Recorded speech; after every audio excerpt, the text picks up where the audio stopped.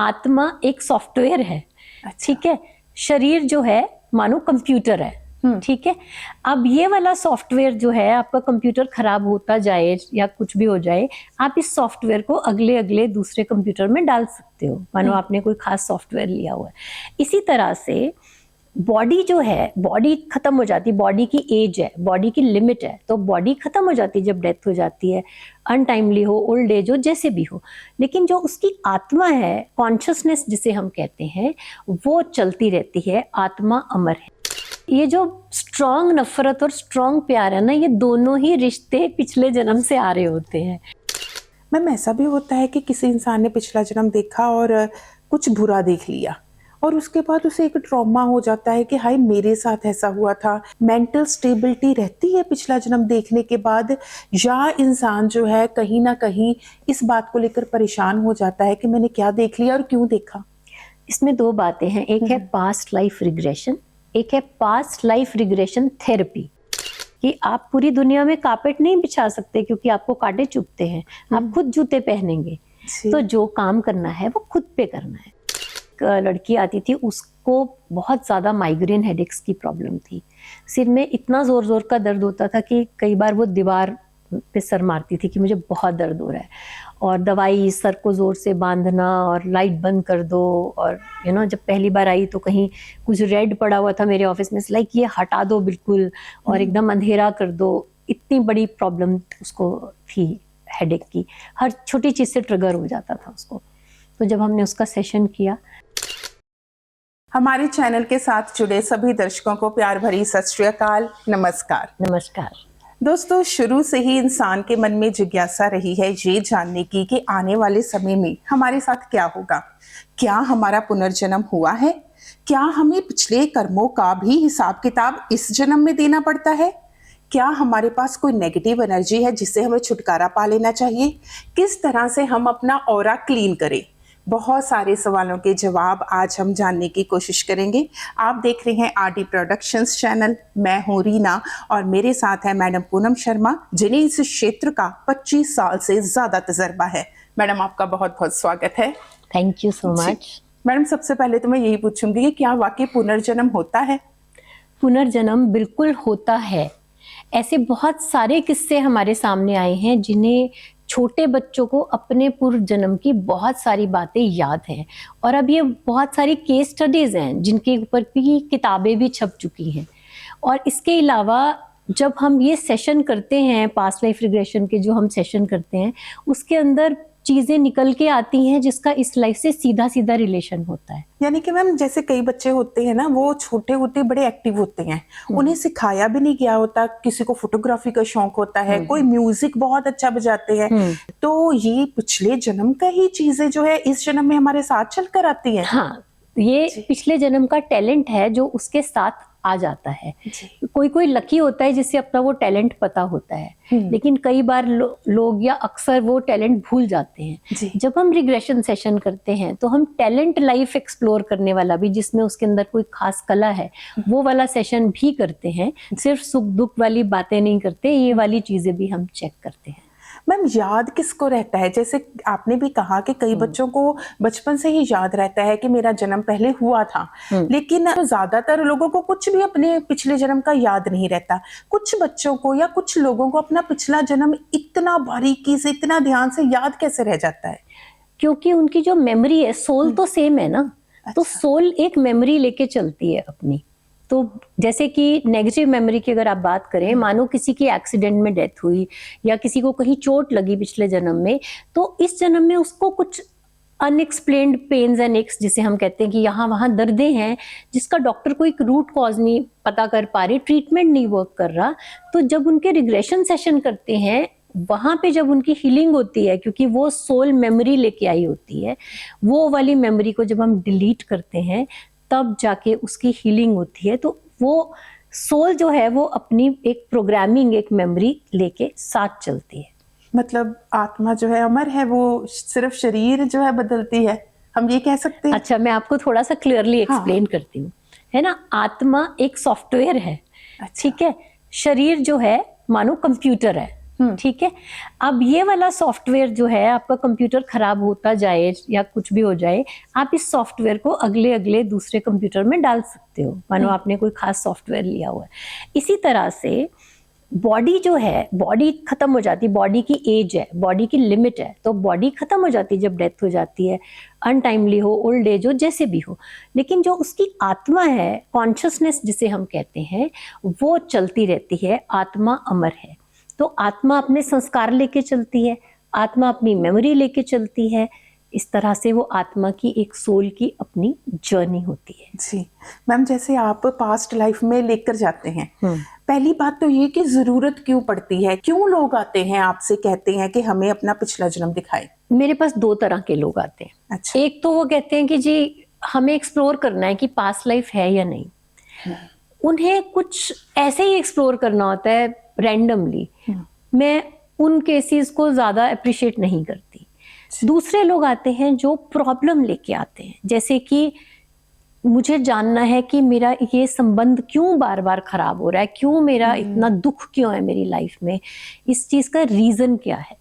तो वो हम पास्ट लाइफ में देख सकते हैं कि कहाँ से उसने क्या उसका कार्मिक संबंध है इस व्यक्ति से, या क्या उसने कोई लेसन सीखना है, या कोई और कारण है, वो हम देखते हैं सेशन में। तो उसकी हीलिंग होती है इसके बेस पे। मैडम, जैसे पिछले जन्म में अगर हमने अच्छे या बुरे कर्म किए हैं, उसका फल इस जन्म में मिलता है? बिल्कुल मिलता है, अच्छे या बुरे दोनों का मिलता है। अच्छा। ठीक है। तो कई बार तो हमें पता होता है कि हमने क्या बुरे कर्म किए हैं, मतलब सेशन में हमें पता चल जाता है कि हमने क्या बुरे कर्म किए हैं। कई बारी हमने लेसन सीखना होता है। अगेन, कई बारी हमने उन बुरे कर्मों की वजह से हमारा रिवेंज लाइफ होती है। मैं आपको एक्सप्लेन करती हूँ। मानो एक व्यक्ति ने दूसरे को पिछले जन्म में धोखा दिया। अब उसने कहा भाई इस जन्म में तो मेरा बस चला नहीं, लेकिन अगले जन्म में जो है मैं तुम्हें देख लूंगा जब मेरे में हिम्मत होगी। तो वो अगले जन्म में वापस फिर वो उसको धोखा देता है। तो ये रिवेंज, ए ने बी को रिवेंज दिया, बी ने ए को दिया, फिर ये साइकिल चलता रहता है। इसे अब विशियस साइकिल कहते हैं, जिसे ब्रेक करना होता है। ये होता है। कई बार क्या होता है, जो कि बात हमारे व्यूअर्स को भी एक थोड़ी अलग लगेगी, लेकिन हमने बहुत सारे सेशंस में ये चीज देखी है और अपनी रिसर्च में भी ये बात हमने पाई है कि अगर ए ने बी को धोखा दिया, अब जो है बी को तो सिर्फ धोखा खाने की आदत है और ए को धोखा देने की आदत है। अब वो कई जन्म उसके ऐसे ही चलते चले जाते हैं जहां पे कि बी धोखा ही खाता रहता है और ए धोखा ही देता रहता है। इसे हम हैंगओवर कहते हैं, यानी कि उसका पुराना प्रोग्राम खत्म नहीं होता। वो यही बात लेके चलता है, मैं तो विक्टिम हूँ, मैं बेचारा हूँ, मुझे सब धोखा देते हैं। तो वो यही प्ले करता रहता है। तो इस साइकिल को भी तोड़ना होता है। हमेशा ऐसे नहीं होता कि पिछले जन्म में इसने बुरा किया और इस जन्म में मैं करूंगा। ऐसी वाली चीजें भी होती हैं कि सेम व्यक्ति ही धोखा खाता रहता है या सफर करता रहता है। जी, क्योंकि उसकी प्रोग्रामिंग है वो नेगेटिव प्रोग्रामिंग की मैं तो विक्टिम हूँ, मैं तो बेचारा हूँ, सब मुझे धोखा ही देते हैं, तो उसको धोखा ही मिलेगा। तो आप ये साइकिल तोड़ते कैसे हैं? जब हम पास्ट लाइफ रिग्रेशन करते हैं, उस व्यक्ति को उस पर्टिकुलर सिचुएशन में लेके जाते हैं जहाँ पे कि उसने क्या एग्जैक्टली हो रहा था, उसकी डिटेलिंग में लेके जाते हैं। फिर उससे पूछते हैं तुम्हारे पास चॉइस थी कुछ और करने की, थी या नहीं थी। उसके बेस पे ऐसे बहुत छोटी छोटी चीजें हैं, लेकिन हम कहते हैं रीलिविंग इज रिलीविंग, यानी कि जब आप उसको दोबारा देखते हो तब आप देखते हो कि आप क्या नहीं कर पाए, क्या आपकी अंडरस्टैंडिंग है, क्या मजबूरी थी। जब उसको वो एक ओवरव्यू से देखता है, जब आप ऊपर से देख रहे होते हो ना, तो उसको सिचुएशन ज्यादा क्लियर समझ आती है, उसकी विजडम, अंडरस्टैंडिंग, लर्निंग हो जाती है और वहीं पर हीलिंग होती है। जी। इसके अलावा एक और लेवल पे हीलिंग होती है। अगर उसने फिजिकली वो ट्रॉमा उठाया है, जैसे बॉडी में उसके चोट लगी, दर्द हुई या जो भी हुआ, तो उसको भी रिलीज करते हैं। मैं चाहूंगी कि आप नाम मत लीजिए, लेकिन अपने कुछ ऐसे केस जो बहुत इंपॉर्टेंट रहे हैं, जो जहां पर आपको लगा है कि इंसान जो है बहुत सफर कर रहा था और पास्ट लाइफ रिग्रेशन से उसको आराम मिल गया है, वो हमारे दर्शकों के साथ शेयर जरूर कीजिए। ठीक है, तो मैं आपको केस बताती हूँ। एक लेडी आई थी मेरे पास और उसकी लाइफ में रिलेशनशिप्स को लेके इतनी प्रॉब्लम्स थी कि हर जगह सिर्फ वो सबके लिए कर रही थी और जितना भी तन से, मन से, धन से, और जितना भी जिसके लिए भी कर रही थी उसको वापस बदले में सिर्फ जूते पड़ते थे। उसको सिर्फ वो निंदा ही करते थे कि भाई, और किसी भी चीज का कोई भी कसूर है तो उस पर डाला जाता था कि ये तुम्हारी गलती है। सब कुछ करके भी उसने लोगों को अपने घर में रखा हुआ था, अपने कुछ रिलेटिव्स को, जिन्हें वो सिर्फ बेसिक नीड्स ही नहीं पूरी कर पा रही थी, लग्जरीज भी दे रही थी। फिर भी वो उससे झगड़ा करते थे और उसी से दुश्मनी निकालते थे। तो जब हमने उसका सेशन किया, वो बिल्कुल एक ऐसी हालत में आई कि बस मेरे तो लाइफ जैसे खत्म है। जब हम बिल्कुल हार जाते हैं ना, तो जब हमने उसका पास्ट लाइफ रिग्रेशन किया तो हमने देखा कि उसके ये सारे जो हेल्पलेसनेस है कि मुझे ही करना है, ये पिछले जन्म से आ रही थी। जैसे मैंने कहा ना कि कुछ जन्म ऐसे होते हैं कि जिसमें आपका पुराना पैटर्न आप कंटिन्यू करते हो। तब वो हेल्पलेस थी, तब वो बेचारी थी, इस हालत में नहीं थी कि वो अपने लिए खड़ी हो सकती। अब सब कुछ होने के बावजूद भी सेम पैटर्न कंटिन्यू हो रहा है कि मुझे ही करना है, मुझे ही करना है, और बदले में आई एम ओके, अब ये मेरी मम्मी है, अब ये मेरा भाई है, अब ये मेरा पति है, मतलब कुछ भी करके सब उसे ही दोष देते थे जी। तो उस सेशन में जब हमने रिग्रेशन किए, एक नहीं, इस पर्टिकुलर केस में कई सेशंस हमें रिग्रेशन के करने पड़े, क्योंकि बहुत कॉम्प्लिकेटेड केस था और बहुत सारे इश्यूज, मल्टीपल इश्यूज थे, मल्टीपल लाइफ्स के। अच्छा। और वो क्लाइंट अवेयर था क्योंकि उसको हर बार डिफरेंस आता था लाइफ में, उसकी पूरी उसके अंदर एक हिम्मत आती थी अपनी लाइफ को आगे जीने में। और ऐसा नहीं कि उससे रिश्ते खराब हो रहे थे, रिश्ते सुधरते हुए एक बाउंड्रीज रख के आगे बढ़ने की जो है कोशिश कर रही थी। यानी कि इंसान जो है वो कई अपनी पुरानी जिंदगियां देख सकता है।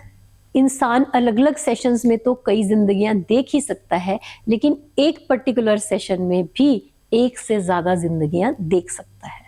अच्छा मैम, ऐसा होता है कि कई बार क्या होता है कि हमारे इस जन्म में कई रिश्ते होते हैं, कईयों के साथ हमें लगाव होता ही नहीं है, चाहे वो खून के हों, चाहे वो बहुत ही क्लोज हों, और कई लोगों के साथ ना बहुत अटैचमेंट फील होती है, चाहे हमारा उनके साथ खून का या पारिवारिक रिश्ता ना भी हो। बिल्कुल। तो क्या ये जो रिश्ते हैं ये भी पिछले जन्म से चले आ रहे हैं कि किसी को देखकर हमें बहुत अपनापन महसूस होता है और किसी के साथ बेवजह नफरत होने लगती है?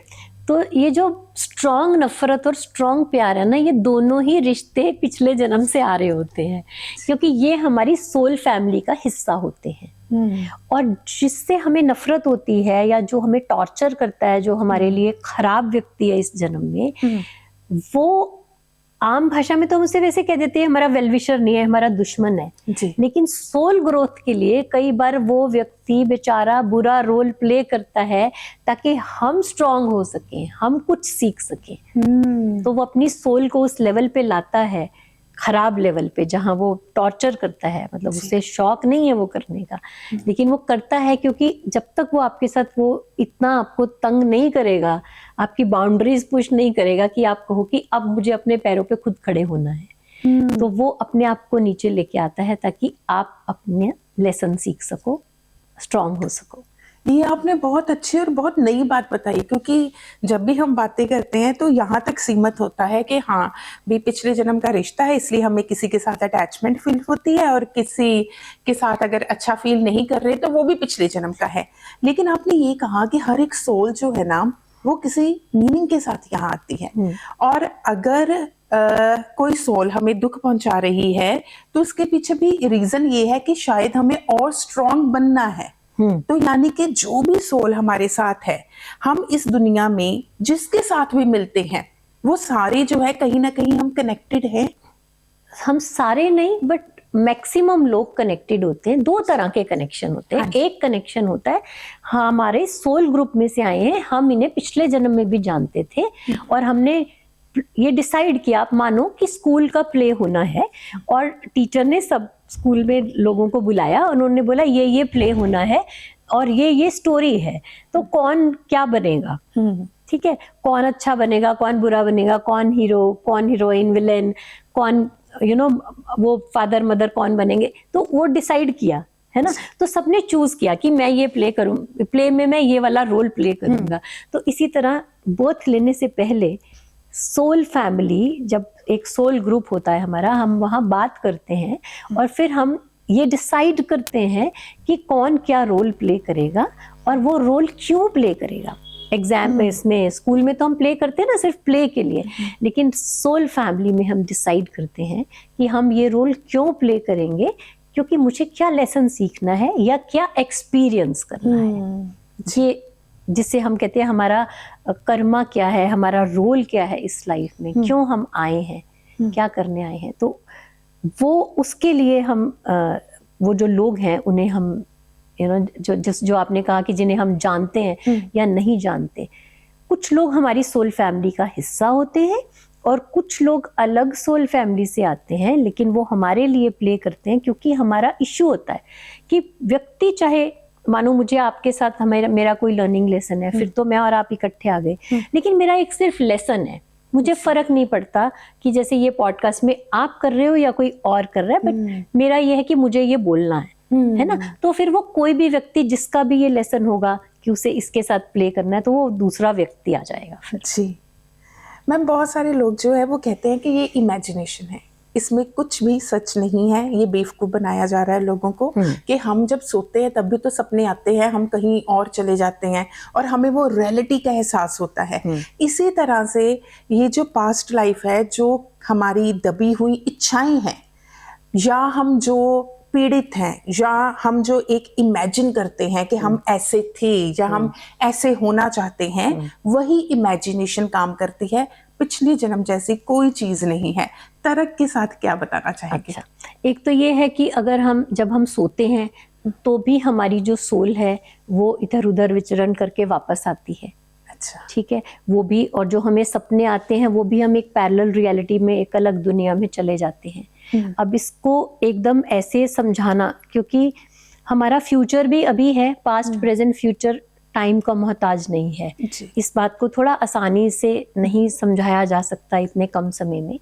लेकिन जैसे आपने मुझे कहा कि लोग कहते हैं कि ये इमेजिनेशन है, अगर ये इमेजिनेशन है तो फिर हीलिंग, जो बहुत बड़े लेवल पे लोगों की अंदर से हीलिंग होती है, लाइफ ट्रांसफॉर्म होती है, वो कभी ना हो। फिर तो हम उन्हें इमेजिन करवा दें ना, तो मैं उसे खराब चीज क्यों इमेजिन कराऊंगी, फिर मैं उसे कराऊंगी तुम जैसे एफर्मेशंस लोग करते हैं, तुम स्वस्थ हो, तुम बहुत खूबसूरत गार्डन में घूम रहे हो, जो हम एक टेम्पररी रिलीफ के लिए लोगों को गाइडेड मेडिटेशन के अंदर कराते हैं अगर वो बहुत स्ट्रेस्ड है, लेकिन वो अंदर से डीप हीलिंग नहीं करता, उस समय के लिए आपको सही कर देगा। जैसे कि मानो ये क्रीम गोरा होने की है, ये क्रीम ऐसा करने की है ना, वो ऊपर से कर लिया आपने, लेकिन अंदर से जब तक वो प्रॉब्लम ठीक नहीं होगी, अगर वो न्यूट्रिशन कम है, विटामिन कम है, जब तक आप अंदर से उसको ठीक नहीं करेंगे तब तक वो प्रॉब्लम ठीक नहीं होगी। और हमारे पास ऐसे लिस्टेड केसेस हैं, सिर्फ हमारे पास इंडिया में ही नहीं, हमारे पास वर्ल्ड वाइड इंटरनेशनल लेवल पे बहुत सारे केसेस हैं जहाँ पे कि लोग बड़ी बड़ी प्रॉब्लम्स के लिए आए, उनके कनेक्शन इस लाइफ और पास्ट लाइफ में कनेक्शन बने कि क्या कनेक्शन है, और जब उनको अंडरस्टैंडिंग आई, विजडम आई, उनके फिजिकल प्रॉब्लम ठीक हुए, उनके मेंटल प्रॉब्लम ठीक हुए, उनके रिलेशनशिप्स ठीक हुए। बट रैंडमली कि मैं देखूं मैं क्या था, पता नहीं कितने जन्म है पीछे, कौन सा देखेंगे और क्यों देखेंगे, वो वाले लोगों को जरूरत नहीं है कराने की। मैम, ऐसा भी होता है कि किसी इंसान ने पिछला जन्म देखा और कुछ बुरा देख लिया और उसके बाद उसे एक ट्रॉमा हो जाता है कि हाय मेरे साथ ऐसा हुआ था। मेंटल स्टेबिलिटी रहती है पिछला जन्म देखने के बाद, या इंसान जो है कहीं ना कहीं इस बात को लेकर परेशान हो जाता है कि मैंने क्या देख लिया और क्यों देखा? इसमें दो बातें हैं, एक है पास्ट लाइफ रिग्रेशन, एक है past life regression therapy. Okay, हम लोग जो है थेरेपी करते हैं।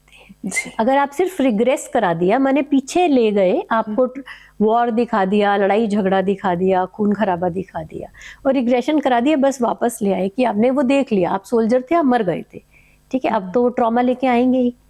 लेकिन जो ट्रेंड थेरेपिस्ट है वो थेरेपी करता है, मैं आपको सिर्फ वो खराब चीज दिखाने क्यों ले जाऊंगी? जैसे कि मैंने पहले ही कहा कि पर्पस है ना, हम क्यों जा रहे हैं थेरेपी करने के लिए, तो हम जाएंगे वहां पे सारा रिपेयर करके, वो सारा सीन जो है रिजॉल्व करके कि मैंने क्यों किया, देश के लिए जान दी, और सारी बॉडी का अगर ट्रॉमा जो भी है, जो पेन है मेंटल फिजिकल, उसको रिजॉल्व करके थेरेपिस्ट आपको वापस लेके आता है।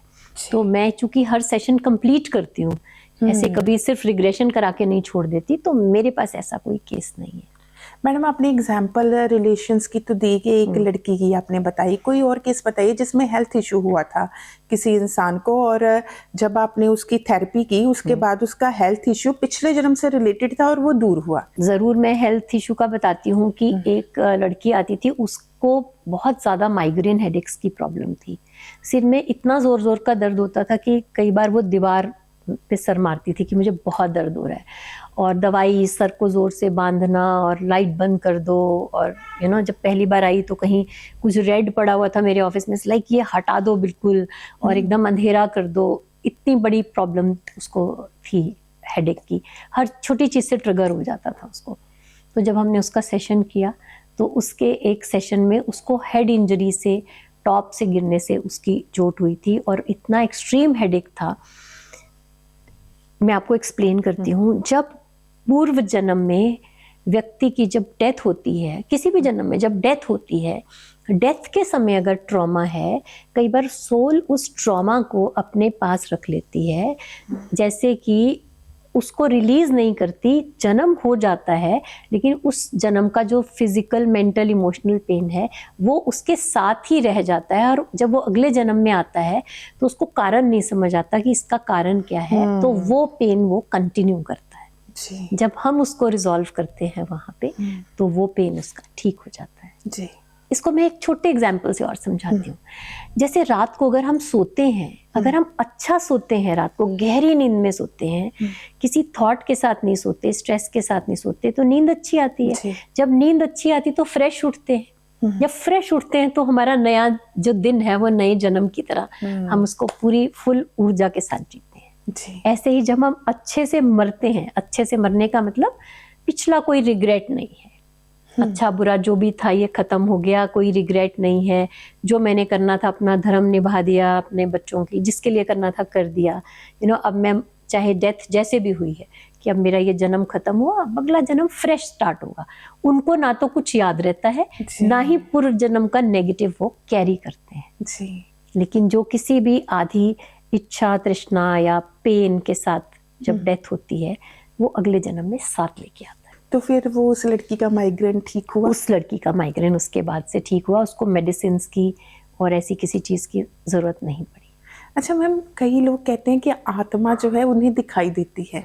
आत्मा वाकई में भटकती है मरने के बाद भी? हमने क्लियरली देखा है, या बहुत लोगों के साथ भी देखा है। कई बार हम लोग जैसे चलते फिरते हैं, ऐसे ही क्लाइंट्स आते हैं हमारे जैसे, उनके ऊपर दूसरी आत्मा होती है जो उसे किसी चीज के लिए फोर्स करती है।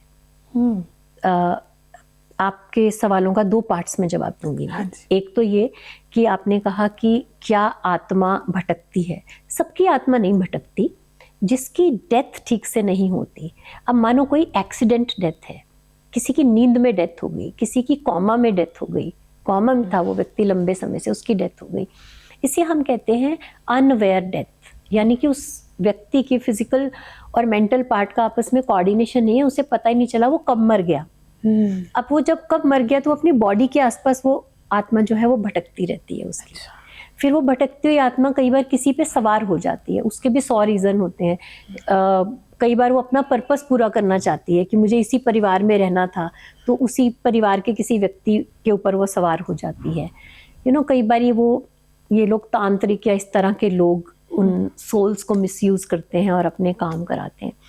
तो कई बार आत्मा बिल्कुल इधर उधर भटकती रहती है और कई बार किसी के ऊपर चली जाती है। कई बार ऑन पर्पस जाती है, कई बार रैंडम किसी के ऊपर चली जाती है। आपके पास ऐसे भी केस आते हैं? ऐसे भी केस आते हैं और मैंने उनके ऊपर काम किया है। तो आप उस पे कैसे काम करते हैं? उसके जब वो हमसे बात करता है, फर्स्ट जो कंसल्टेशन होती है, जब हम उससे बात करते हैं तो ये समझ में आ जाता है। वो कहते हैं मुझे समझ नहीं आता कि मुझे अचानक, जैसे मैंने एक बर्गर मंगाया तो मुझे एक अंदर से आवाज आती है कि एक मेरे लिए भी मंगाओ। एक बच्चा था 12-13 साल का और वो बहुत मोटा था। तो उसका ये केस था कि वो कहता है मैं हर चीज डबल करता हूँ, मुझे समझ नहीं आती हर चीज क्या डबल करती हो। जैसे कहता खाता डबल हूँ। अच्छा, अगर आपको मानो आप थोड़े मोटे हो, आप स्पोर्ट्स भी खेलते हो, आपको भूख लगती होगी। नहीं, वो कहता बात ये नहीं है मैम, मुझे एक आवाज कहती है कि मेरे लिए भी मंगा, एक मेरे लिए भी मंगा, तो मैं डबल खाता हूँ। मैंने कहा अगर आप 2 मंगाओ एक ही बार में, कहता फिर वो कहता है मेरे लिए भी 2 मंगा। तो मैं बहुत मुश्किल से कई बार उसको खाता हूँ, पर वो कहता है कि ये वो मेरे थ्रू खाता है। उसकी सोल को हमने, उसके अंदर एक और बच्चे की सोल थी जो खाता था, अच्छा, तो उसे रिलीज कराया हमने। जी। वैसे बच्चों के केसेस हम ज्यादातर लेते नहीं हैं, बट क्योंकि वो फैमिली में उनके 3-4 लोगों ने भी लिया था सेशन, और वो कह रहे थे कि प्लीज आप इसका मतलब वी ट्रस्ट यू, बस क्योंकि छोटे बच्चों का सेंसिटिव मैटर होता है। तो मैंने कहा आप, मदर को कहा कि आप साथ बैठें, बट देन कुछ मिनट्स बाद उसने कहा कि मम्मी आप जाएं, मैं आंटी के साथ अकेले कर लूंगा। तो हमने उसका सेशन किया था। जी, अक्सर ही ना हम सब लोगों को भी ऐसा महसूस होता है कि जैसे कोई पास से गुजर कर गया है, नजर तो कुछ नहीं आता। वो एक वहम होता है हमारा, या वाकई में हमारे आसपास जो है वो चीजें घूमती रहती हैं? देखो, कई बार वहम भी हो सकता है, लेकिन ऐसा नहीं होता कि हर बार वहम होता है, क्योंकि एक्चुअली हमारे आसपास इस समय भी हो सकता है अच्छी बुरी जो है आत्माएं हमारे आसपास घूम रही हो, ठीक है। लेकिन हर वक्त हम उस तरफ ध्यान नहीं देते, ना ही हमें जरूरत होती है, अनलेस एंड अनटिल वो हमें डिस्टर्ब करे। जी। आप जैसे कोई जो बहुत मेडिटेशन करता है, कोई ऐसे पवित्र स्थान पे जाते हैं, तो वहां कोई धूप अगरबत्ती नहीं भी जली, कई बार आपको अचानक खुशबू आती है। ऐसा बहुत बार होता था। लोग कहते हैं मैम आपने यहाँ पे कुछ जलाया है, कुछ खुशबू आ रही है, अचानक एक झोंका आता है खुशबू का। तो वो अच्छी सोल्स भी घूम रही होती हैं, और कई बार खराब सोल्स भी घूम रही होती हैं। मैम कई बार क्या होता है कि हमारे जो बुजुर्ग है ना, वो कई बार अच्छे कर्म नहीं करते, या उनसे कोई गलतियां हुई होती हैं, क्या उनका खमियाजा उनके बच्चों को भुगतना पड़ता है? हम एस्ट्रोलॉजी में भी देखते हैं ना, पितृदोष करके जब कुंडली में आता है तो वो यही होता है, जो पितरों ने खराब कर्म किए वो फैमिली को उसका खमियाजा भुगतना पड़ता है। और उसको दूर करने के लिए हम, जैसे पास्ट लाइफ रिग्रेशन सेशन है, ऐसे एक एंसेस्ट्रल हीलिंग का सेशन भी होता है कि हम उस एंसेस्टर को बुलाते हैं। अच्छा। और फिर उसके थ्रू हम सारी हीलिंग करते हैं। और सिर्फ यही नहीं होता कि उनकी गलतियों का खामियाजा है, कई बारी उस एंसेस्टर ने कि उसकी कोई थॉट पैटर्न है, लाइक कि खाना ही मिल जाए 2 वक्त का, जैसे मानो वो फेमिन के टाइम पे उसकी डेथ हुई हो, है ना, कितने हजारों साल पहले क्या क्या हुआ है, वॉर के टाइम डेथ हुई हो, ऐसी। तो जो उस एंसेस्टर का मेंटल पैटर्न है ना, कई बार वो फैमिली में चलता रहता है, ऐसे पास ऑन होता रहता है, जैसे डीएनए हमारा होता है उनका, तो उसको भी हील करना पड़ता है। तभी कई बार एक फैमिली कहते हैं ना, हमारे परिवार में तो लड़कियां शादी ही नहीं होती, सब वापस आ जाती हैं, या हमारे परिवार में लड़का नहीं बचता, या हमारे परिवार में कुछ ना कुछ ऐसा, सब गरीब हो जाते हैं एक टाइम के बाद। एक केस आया था जिसमें वो कहता था कि जो एल्डेस्ट मेंबर है ना, उसकी डेथ हो जाती है। तो ये लड़का था, ये 35 साल का था सिर्फ। तो कहता है कि देखो मेरे फादर की डेथ हो गई, पहले मेरे ताया जी की, फिर फादर की हुई, इनकी अनटाइमली हुई सबकी। कहता उसके बाद मेरा एक बड़ा कजन है, ताया जी का बेटा, उसकी डेथ हो गई। तो अब मैं इतना नर्वस रहता हूँ, कहता क्योंकि अब मैं एल्डेस्ट हूँ फैमिली में, तो मुझे लगता है मेरा नंबर कभी भी लग सकता है। तो वो दिल्ली से आया था, उसका हमने फिर जब केस किया तो उसका एंसेस्ट्रल कर्मा था, तो वो एंसेस्ट्रल कर्मा उसका क्लियर करवाया, फिर उसकी एंजाइटी भी खत्म हुई, और उसके बाद से वो निश्चिंत है। मैम कई बार क्या होता है कि इंसान जो है ना, बिना किसी कारण के नेगेटिव रहता है, सब कुछ लाइफ में ठीक चल रहा है, लेकिन जिसे हम कह सकते हैं ना, निराश ही रहता है। उसका उठने का मन नहीं करता, काम करने का मन नहीं करता, किसी से बात करने का मन नहीं करता। तो क्या कुछ नेगेटिव एनर्जी भी होती है इंसान में? देखो, इसमें अलग अलग चीजें होती है। एक तो होता है कि उसकी नेगेटिव थॉट पैटर्न है, एक है उसका घर का माहौल नेगेटिव है, सारे ही नेगेटिव हैं और सारा दिन रोना धोना ही लगा रहता है, और ग्रेटफुल नहीं है, जो नहीं है बस वही कमी कमी कमी की बात करते रहते हैं। ठीक है, एक उसका खुद का थॉट पैटर्न नेगेटिव है। एक है कि हो सकता है पिछला संस्कार चला रहा हो, जैसे कि हमने बात की। ठीक है, इसके अलावा कई बार ऐसा होता है कि कई बार नेगेटिव एनर्जी एंटर कर जाती है। अच्छा। जैसे वो चलती फिरती कोई चीज एंटर कर गई, जो खुद डिप्रेस थी, अब वो इसे भी डिप्रेस कर देगी।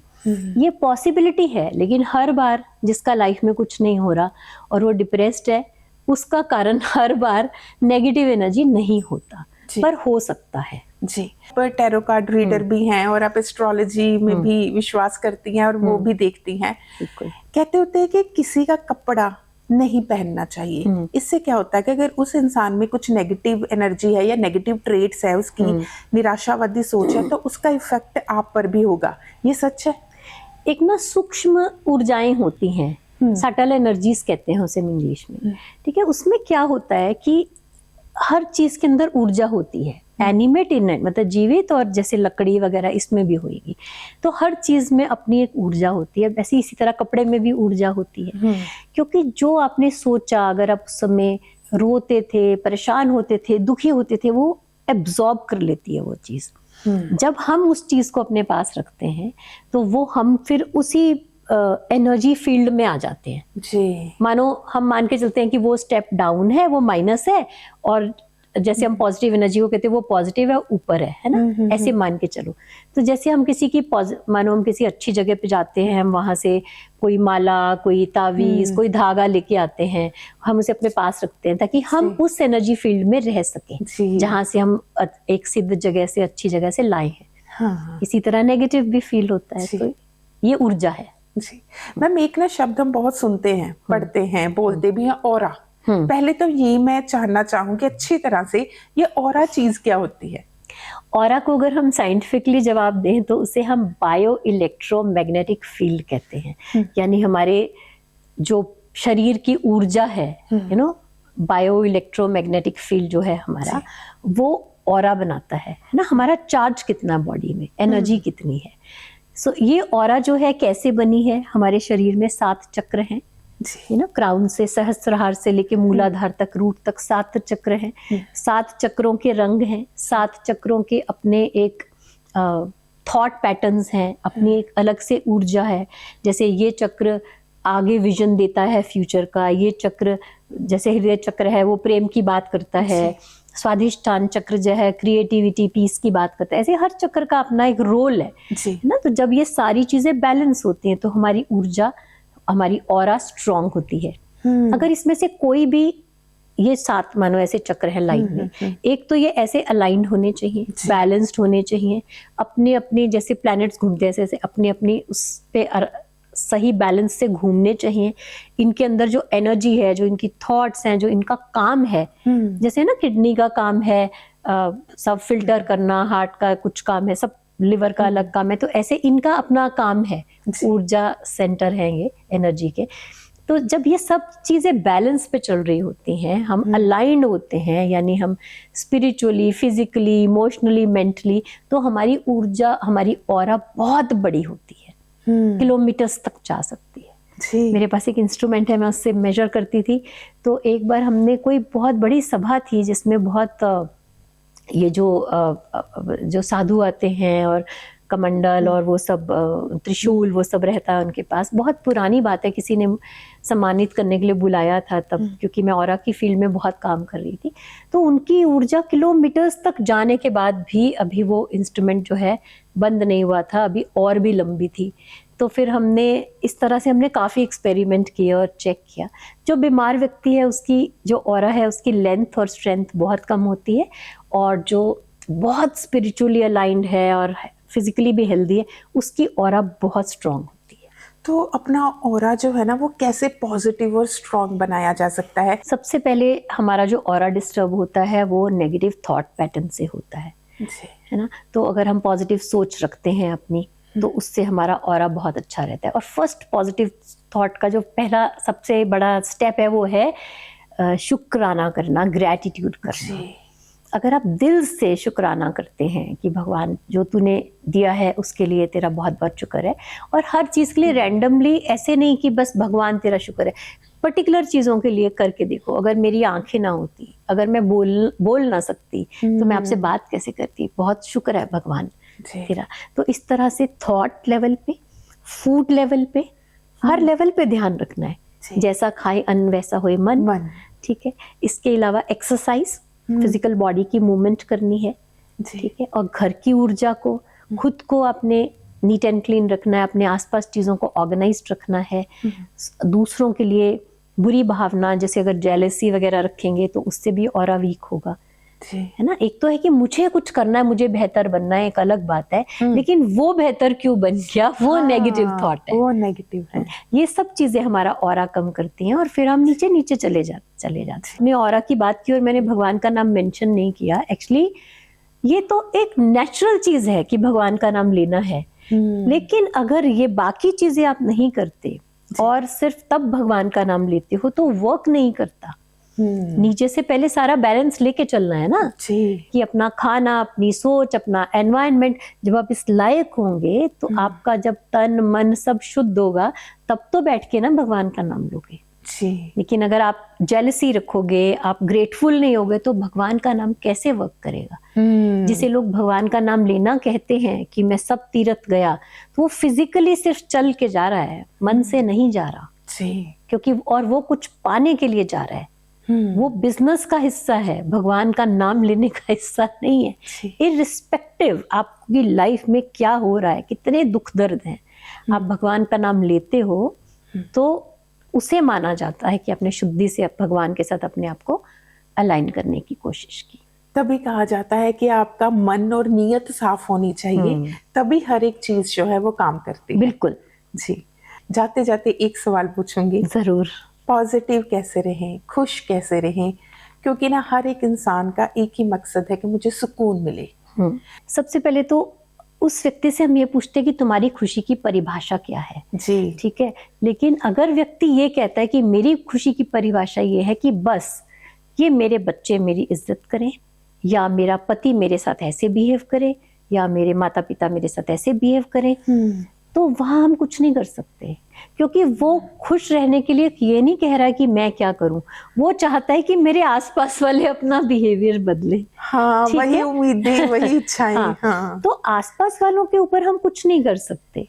एक बड़ी सिंपल बात है कि आप पूरी दुनिया में कारपेट नहीं बिछा सकते क्योंकि आपको कांटे चुभते हैं, आप खुद जूते पहनेंगे। तो जो काम करना है वो खुद पे करना है। तो खुश रहने के लिए पहले देखें कि आप कैसे बाहर से कंट्रोल्ड है आपकी खुशी। आपको खुशी एक सहज नेचुरल कंडीशन है। छोटा बच्चा जैसे रोता है, हंसता है, वो उसकी एक नेचुरल कंडीशन है। वो जब भूख लगती है तो रोता है, कहीं डिस्कम्फर्ट है तो रोता है, लेकिन अदरवाइज वो हंसता है। जी। ठीक है, तो ऐसे ही हम आए हैं छोटे बच्चे की तरह भोले भाले, लेकिन हम क्या करते हैं, जहाँ रोना चाहिए वहां रोते नहीं है, जहाँ हंसना चाहिए वहां हंसते नहीं है, फिर हम अननेचुरल लाइफ जी रहे हैं हर तरह से। तो इसलिए हमारी खुशी के रास्ते में बाधा आती है। फिर जो सबका अपना अपना पर्पस है। अब मानो सारे प्लैनेट्स अपने आप एग्जाम्पल ले लो प्लैनेट्स का, सब घूम रहे हैं, है ना। पृथ्वी अपना घूम रही है, चंद्रमा, सूरज सब अपना अपना घूम रहे हैं। अगर वो सोचे कि वो उस ऑर्बिट में घूम रहा है, जुपिटर वहां घूम रहा है, मून कहे मैं यहाँ घूम रहा हूँ, मुझे जुपिटर के बराबर जाना है, उसकी ऑर्बिट में जाना है, क्या होगा, टक्कर हो जाएगी। ठीक है, तो जो जिसका रोल है वो अपना रोल 100% करे, अपने आप को कंपेयर ना करे। सबसे बड़ी प्रॉब्लम ही कंपैरिजन है जी। और दूसरों से एक्सपेक्ट ना करें, ये तो बात लोग कहते हैं कि मतलब ये तो हो जाए पूरी तो बहुत बड़ी बात है, लेकिन एक्चुअली आप खुद क्या कर सकते हैं उसके अंदर वही करें ना। आपको खुश रहना है, आपको मैं तो तभी खुश हूंगा जब तुम मुझे फ्लावर्स लाके दोगे, डायमंड लाके दोगे, नहीं, गो बाय फ्लावर्स फॉर योरसेल्फ। अगला लाके देता है तो ठीक है, नहीं तो ठीक है। तो आप अपनी मस्ती में रहिए, यानी कि अपने आप से भी प्यार करें, हम अपने आप से ही प्यार करें। जी, बिल्कुल सही बात कही है। क्योंकि ना जब हम कहते हैं कि खुद से प्यार करो तो दो थेरीज जो चलती हैं, तो जिसमें आपने एक बहुत अच्छी बात की कि सेल्फिश होना नहीं होता। तो मैं चाहूंगी कि दर्शकों को बताएं कि खुद से पहली बात प्यार कैसे करें, कितना टाइम हम अपने आप को दें और सेल्फिश भी ना हो जाए। Self care is self love. अगर आप अपने छोटे बच्चे को बहुत प्रेम करते हैं तो आप उसके खाने का, पीने का, उसके मुंह में अच्छी हेल्दी चीज डालेंगे, उसको अच्छे साफ स्वस्थ कपड़े पहनाएंगे, उसको अच्छे संस्कार देंगे, अच्छी वैल्यूज देंगे, चाहेंगे कि वो अच्छी सोच सोचे, अच्छी किताब पढ़े, अच्छे दोस्तों के साथ रहे। वही चीजें आपने अपने साथ करनी है। और इसमें गलती एक पॉइंट आउट कर देती हूँ, हम सारा कुछ अपने आप को ब्रांडेड स्टफ बाय कर लेते हैं, सब कुछ कर लेते हैं, लेकिन अपने साथ जो हम समय बिताते हैं वो हम नेगेटिविटी के साथ बिताते हैं। मैं ही ऐसा क्यों, मेरे साथ ही ऐसा क्यों, भगवान ने मेरे साथ ही ऐसा क्यों किया। मैक्सिमम समय आप अपने खुद के साथ बिताते हैं और अपने खुद के ही बेस्ट फ्रेंड आप नहीं हैं। क्यों बेस्ट फ्रेंड नहीं है? क्योंकि खुद के साथ आप नेगेटिव समय बिता रहे हैं। तो सेल्फ लव का ये एक बहुत बड़ा स्टेप है कि खुद के लिए थोड़ा जेंटल हो जाए, अपनी कमियों को पहचानना है लेकिन क्रिटिसाइज नहीं करना, और पहचानने के बाद इम्प्रूव करना है जी, कोसना नहीं है अपने आप कोसना को। नहीं है। जी मैम, आपने बहुत अच्छी बातें समझाई। तो मुझे लगता है कि दर्शकों को बड़े सारे सवालों का जवाब मिला होगा, लेकिन आपके मन में और भी बहुत सारे सवाल होंगे। तो अगर आपके मन में कोई भी सवाल है, आप हमें कमेंट बॉक्स में ज़रूर लिखिए, ताकि हम मैडम से उन सभी सवालों के फिर से जवाब जान सकें। तो आज के विशेष प्रोग्राम में इतना ही, फिर मिलेंगे। धन्यवाद।